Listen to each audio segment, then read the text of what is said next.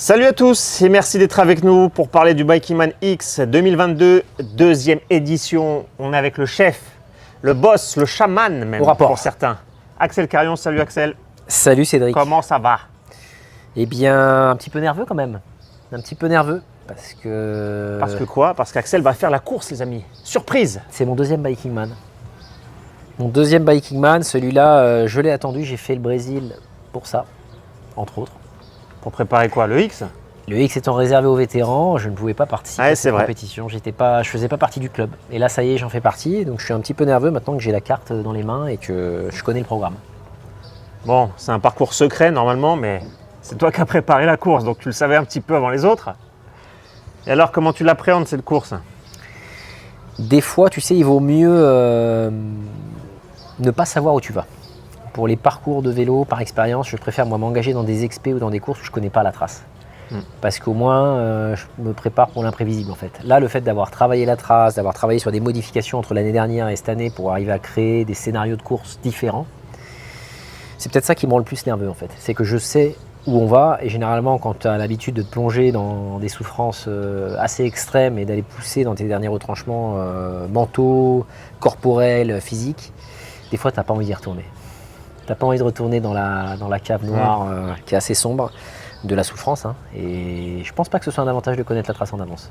Parce qu'on le rappelle, le Bikingman X, c'est l'étape reine du calendrier, c'est la plus difficile sur le papier, 26 000 mètres de dénivelé positif. T'es déjà passé par la plupart des routes. Qu'est-ce que doivent attendre les athlètes? À quoi ils peuvent s'attendre là? Donc, ouais, pour 26... certains, j'imagine que certains ne réalisent pas la difficulté. Il y a eu le briefing tout à l'heure quand les athlètes ont découvert le parcours. Est-ce que tu as senti que certains n'ont pas bien saisi à quel point ça va être dur? Mais en fait, tu peux pas. En fait, c'est 26 500 mètres de D+, avec 50 cols, 50 ascensions. Pour donner un ordre de grandeur, sur une étape du Tour, en moyenne, il y a quoi? 4 ascensions peut-être majeures, 5. Là, il y en a 50. Il y a 10 fois une étape du Tour de France. C'est impossible de réaliser parce que c'est tellement énorme que c'est comme un iceberg et d'essayer d'arriver à estimer la hauteur. Plus tu t'en approches, plus tu vois que c'est haut et tu ne vois pas la profondeur. Donc à mon sens, je pense qu'ils sont tous un peu éberlués et tous un peu estomaqués par la trace, stressés. Mais je pense que tant que tu n'es pas sur la première ascension et que tu as ton GPS qui t'affiche 1 sur 50, tu ne sais pas vraiment dans quoi tu t'es lancé. Et c'est ça le X, c'est ce côté mystérieux, c'est ce côté réservé finalement aux plus folles et aux plus fous, c'est-à-dire les gens qui nous font confiance, qui ont fait confiance au format du Bikingman, qui savent que, je dirais que une des spécificités de la course et du championnat, c'est qu'on travaille des traces exceptionnelles. Tu les as vues, tu les as filmées, tu les as arpentées au quotidien avec moi en véhicule. C'est des traces qui sont exceptionnelles, qui marquent une vie. Et celle-là, c'est pour moi, c'est la course la plus dure de France, c'est sûr, en ultra. Mais c'est surtout la plus belle. En termes de traces, cumuler ce type de sommet, c'est comme si demain tu me disais sur un menu, je vais essayer de prendre tous les plats préférés que j'ai dans ma vie et je vais essayer de tous les manger en éprouvant du plaisir sur chacun d'entre eux. Compliqué quand même. Compliqué. Il faut gérer. Il faut aller très doucement. Très très lentement. Toi, c'est ce que tu vas faire, c'est ton programme. Au Brésil, tu avais quand même fait 5e et c'était vraiment une course monumentale. Oui. Là, tu vas normalement, parce qu'il y a les discours d'avant-course et ce qui se passe réellement en compétition, normalement, tu vas aller sur un rythme plus tranquille. Alors moi, je suis de nature ultra compétitive, mais là, ce que j'ai fait, c'est que j'ai demandé à la communauté qu'est-ce qu'ils voulaient que je fasse. Puisque l'objectif de cette participation, moi, c'est bien sûr de retester mon produit, mon bébé, de voir également comment ça marche avec les Race Angels et sur un format vraiment XXL. Et de le voir de l'intérieur, parce que c'est important quand tu es un cuistot, quand tu cuisines, à un moment donné, de goûter ton plat. Je l'ai fait au Brésil, j'ai été ravi de le faire, tu l'as vu, j'ai vraiment beaucoup d'excitation sur le vélo. Magnifique. Là, sur le X, c'est pareil, je veux goûter ce plat-là et ramener quelque chose à livrer à la communauté. C'est-à-dire, pas forcément la version ultra compétitive que je pense avoir, parce qu'à un moment donné, je rentre dans le jeu du Bikingman Origin, mais plutôt l'opposé de ça, à savoir tenter de survivre à l'épreuve dans un rythme différent, qui reste ultra ambitieux, parce que même si tu découpes le X en 4 ou 5 jours, dans le temps limite imparti de l'épreuve qui est de 120 heures, ça reste des étapes de 200, 250 km, donc c'est du Pro Tour plus. Moi je reviens des recos des étapes du Tour de France, c'est bien pire. Tu prends l'étape du Tour de France la plus verticale, qui est celle de l'Alpe d'Huez, et tu rajoutes encore 1500 mètres de dénivelé positif et tu as juste un jour du Biking Man X. Et ça, tu dois le répéter pendant 5 jours minimum. Minimum. Donc, ça donne une idée, hein. C'est des cyclistes amateurs qui participent à ça en plus. Exactement. Avec des coûts 15 kg de matos en moyenne, parce que là on a pesé les vélos, on est entre 12 à 14-15 kg sans l'eau. Donc on est 2 fois plus lourd qu'un coureur Pro Tour. On n'a pas la voiture derrière où on lève la main, il y a un bidon qui arrive, il faut trouver les fontaines, il faut pouvoir s'hydrater au bon moment, il faut pouvoir s'alimenter au bon moment, il faut pouvoir s'arrêter au petit coin au bon moment, il faut pouvoir réparer au bon moment. Il y a toutes ces incertitudes-là qui font que c'est mentalement extrêmement dur, quoi. Donc le challenge, il est monstrueux. Mais je pense que c'est une trace qu'il faut faire au moins une fois dans sa vie, parce que sur un format aussi court, arriver à accumuler autant de sommets, je pense que là-dessus, après, tu peux dire que tu as vu les Alpes françaises. Ouais, c'est comme on parlait de la cuisine tout à l'heure, c'est comme si c'était du caviar du début à la fin.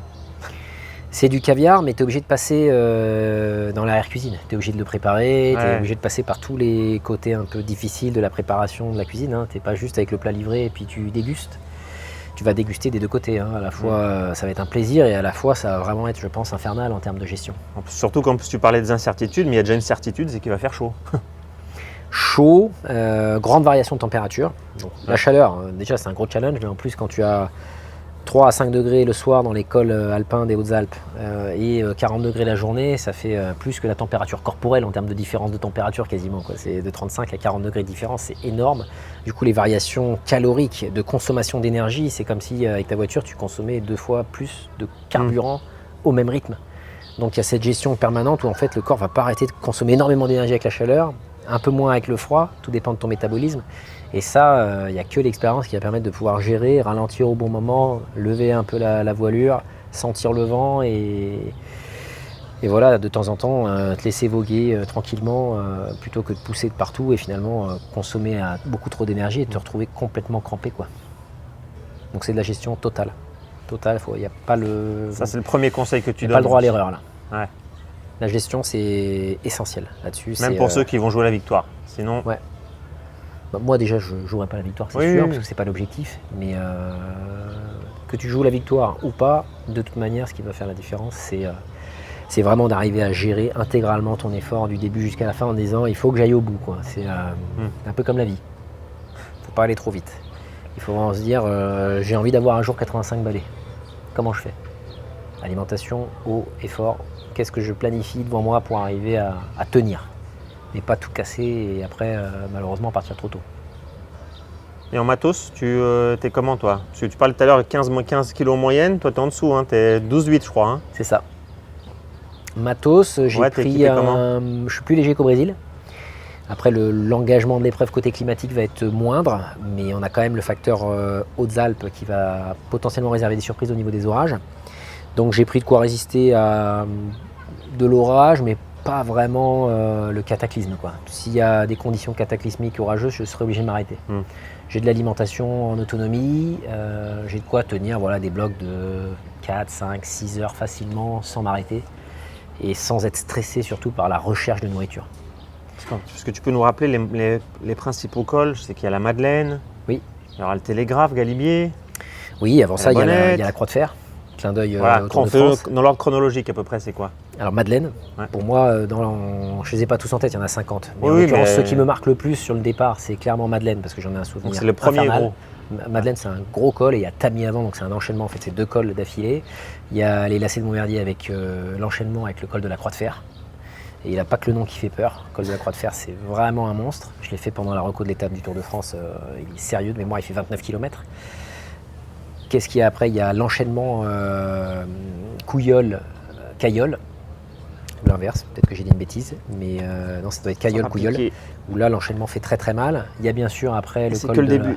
Il y a la Moutière. Donc Saint-Dalmas, on va rejoindre le col de Restefond par la Bonnette, avec une petite partie gravel, et puis après il y a l'enchaînement de tous les cols des Grandes Alpes, au-dessus de 2000. Hein. Tu vas avoir Isoard, Iseran, tu vas avoir Cormet de Roseland. Cormet de Roseland, avant ça tu as le Galibier aussi. La Bonnette. Pas la Bonnette, Restefond. Ah. On va pas jusqu'au téton de la Bonnette, on prend une petite partie gravel là. Mais voilà, la deuxième partie du parcours est monstrueuse, parce qu'on fait quasiment tous les grands cols au-delà de 2000 mètres d'altitude. Moi ça c'est mon terrain.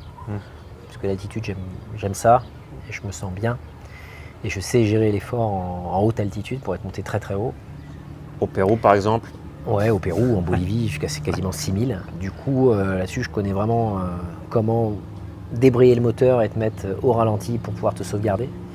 Et j'espère potentiellement faire un peu de différence là-dessus, c'est-à-dire d'y aller vraiment tranquille sur les 500 premiers kilomètres pour me faire un gros bloc de foncier et faire comme si c'était un entraînement pour me construire, gérer la chaleur et après les 500 derniers kilomètres, peut-être commencer à dérouler un peu les jambes et essayer de prendre des risques. Tu as prononcé le mot gravel, ça c'est une des nouveautés du parcours, il n'y avait pas de gravel sur le Biking X l'année dernière. Oui. Ça en a surpris plus d'un au briefing d'entendre le mot gravel, ils ont commencé à flipper.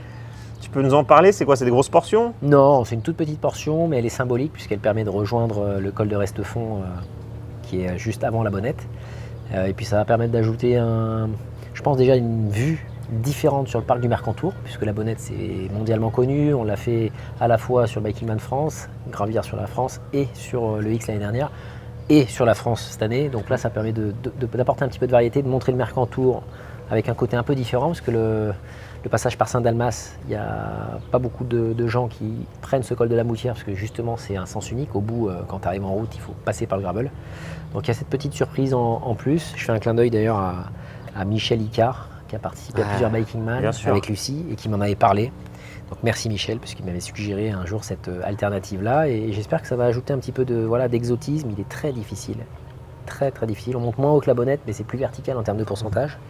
Et ça va ajouter, moi l'idée c'est que ça va ajouter quelques notes, quelques ingrédients sur le deuxième tronçon du parcours, les derniers 500 km, pour provoquer quelques incertitudes de course sur le déroulé et des changements de position en fonction des participants sur ce X, parce que c'est le but, c'est d'arriver quelque part à créer des incertitudes et qu'il y ait des mouvements dans le positionnement de la grille au niveau du classement. Ah, surtout que là, le classement il est assez indécis, puisque peut-être ça n'arrive pas souvent, mais parmi les 20 participants, il n'y en a aucun qui a gagné un Bikingman, donc quoi qu'il arrive, à la fin, on aura un nouveau vainqueur. Alors c'est une très bonne question. Ce qui est intéressant, c'est qu'on n'a que des challengers. C'est-à-dire qu'on on a principalement des gens qui vont chercher à gagner. Parce que dans les trois catégories des participants que tu connais, les vainqueurs, les challengers, ceux qui chassent les vainqueurs, et les finishers, ceux qui cherchent juste à aller au bout de l'épreuve, ce qui est génial déjà. Là, on a des challengers. On a des gens qui ont cherché à gagner et qui se sont placés sur le X en se disant, finalement, les vainqueurs, il n'y en a pas beaucoup qui viennent sur le X. Parce que je pense qu'à la fois, ils en ont peur, parce qu'il y a plein d'incertitudes, et qu'ils préfèrent se concentrer sur des étapes plus faciles à gagner. Le X est beaucoup plus incertain, du coup on a vraiment les gens qui cherchent à se positionner et à prendre place sur la grille. Nico, je vais citer Nico Fort, parce que forcément ça me fait penser à son profil. C'est un gros challenger, c'est un compétiteur extrême, il n'a jamais gagné, il veut gagner. Il veut gagner, vraiment il a les dents qui rayent le parquet, il veut y aller. Lauriane a gagné, la première féminine, mais elle aimerait gagner. Oui, un général tout court. Elle aimerait gagner un général et je pense qu'elle en a les capacités. C'est un moteur incroyable cette femme.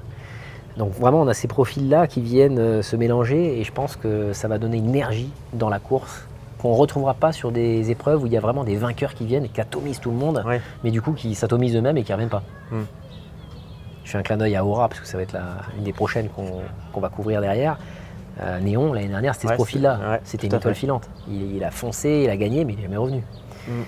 Donc le X, pour ça, c'est un peu ça aussi, cette épreuve, c'est qu'elle est mystérieuse et elle va attirer des gens qui veulent vraiment chercher ce challenge ultime et en même temps qui veulent gagner. Il y a moins de monde. Tu as plus de chances de gagner techniquement. Ouais, mais le parcours est plus dur. C'est ça.